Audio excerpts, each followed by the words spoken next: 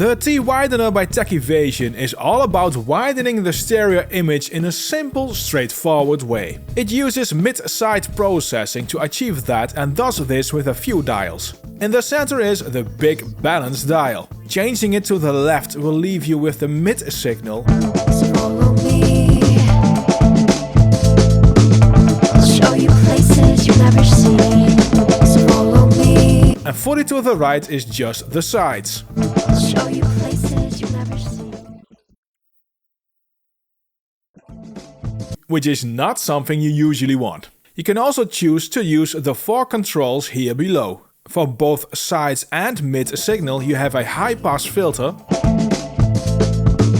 I'll show you places you've never seen. So follow me. I'll show you places you've never seen. So follow me. EQ dial. I'll show you places you've never seen. So follow me. I'll show you places. And solo button. So follow me.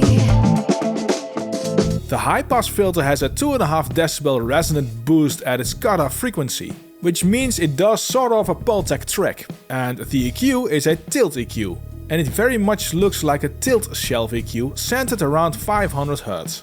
If you press boost, this will change in a smiley EQ curve. These EQs can actually be a better option than to change the entire mid-side balance. With the EQ you can nicely get stereo elements on left and right channels come out of your speaker.